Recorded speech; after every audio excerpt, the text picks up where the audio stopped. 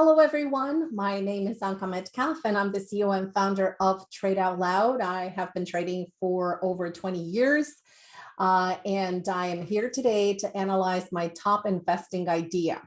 The time horizon typically for my investing is for 5 to 10 years. It depends on whether it is active investing or it is long-term investing. The stock that I will be analyzing is Amazon. And before we dive into the macro analysis, I want to remind everyone that Amazon had a 20-to-1 stock split, and this took place this Monday on June 6th. So stock splits are usually a sign of optimism, and literally very few companies split their stocks in anticipation of really bad things going. So splits, of course, have no fundamental effect on the share value. The stock market is equivalent to exchanging, for example, a $20 bill to a $10 bill. So when I pick investing ideas, I have a few things in mind. First of all, is my time horizon. How much time am I planning to hold this stock for? And I think that's going to give you the liberty to react a little better for price in case of a drawdown in price. So whether it is long-term investing or active investing. Fundamental is number two. So I look at fundamentals in the company. So how did that stock perform during the last 2 to 3 years? How did it perform during the last decade, especially not if I'm focused on longer time frame, if I want to add this stock, for example, to my IRA or my 401k, and how were the past earnings reports? Another thing that I'm interested in is, does the stock pay dividend? Because this is very interesting. There are many stocks that offer dividends. However, Amazon is not offering dividend. And another thing that is interesting to me is that, is it a growth stock or not? Does it offer any kind of services, or can it increase prices for those particular services? Or can it expand into new services? This is very important for the stock growth.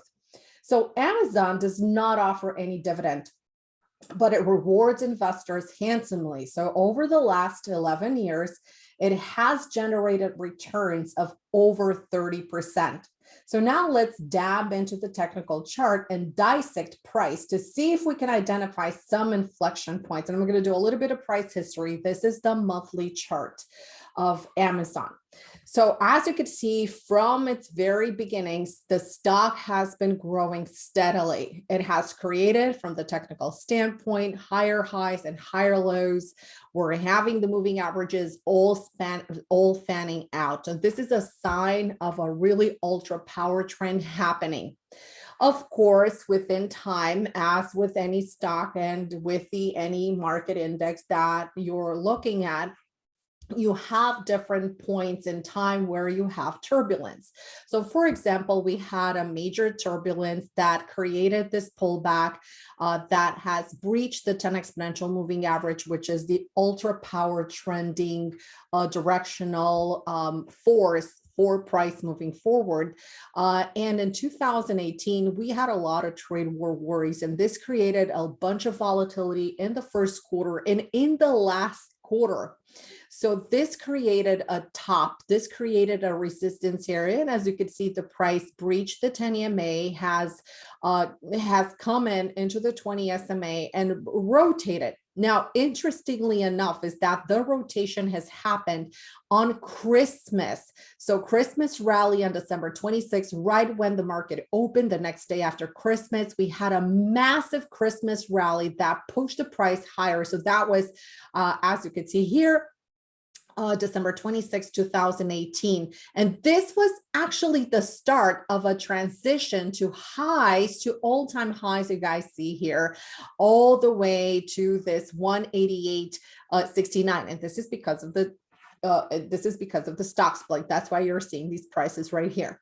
So we're analyzing price, and we had a swing high and a swing low. We had a rotational process, let's say, that happened into an inflection time of the market that was not only a critical space for the price to rotate at, as it was a really nice magnet into the 20 SMA. And the prior time when we had a revisit to the prior 20 SMA was back in February 2016. And oftentimes the price seems to pull back to this 20 SMA or even a little bit steeper for it to find the next rotational point from which it can transition higher. So at this point, we had this really nice igniting move that started and continued actually the trend, breaking above the prior high. And this happened in February 2020, right into that, right before the pandemic, beginning of February 2020, we had the COVID pandemic, the price came back in. But because it's such a solid company that it was not very affected by the pandemic, the price rotated, turned around, and you could see here again, the revisit into the 20 SMA. So this is very interesting as the stock was coiling higher. This is also a bull pennant, a bullish flag pennant that it formed at this point in time. And it took some time from 2018 to creating a new high in 2020. So it took some time before it broke out.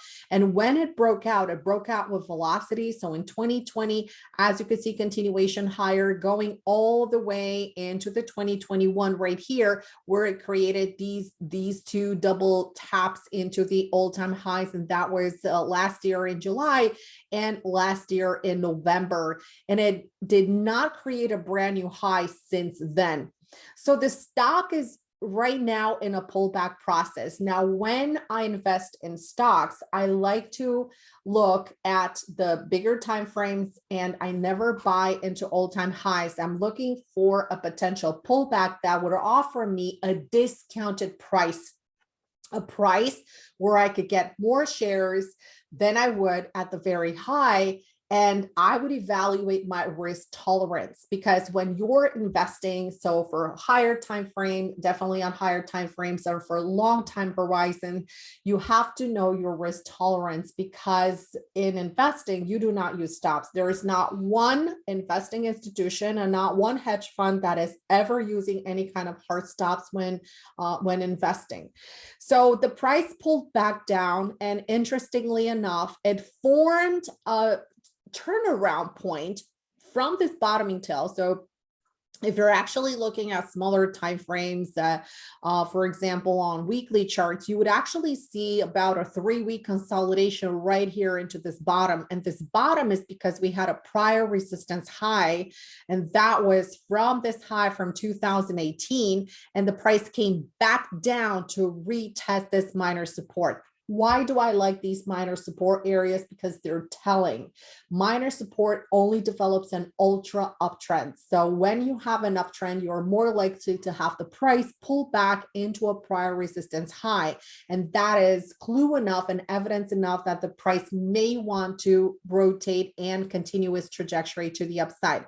Even though it violated the 20 SMA here based on this congestion, and obviously enough, the more the price stabilizes into the high of the pattern, the more the moving averages are going to try to catch up with price. And therefore, this dynamic of fanning out of the moving averages is going to disappear.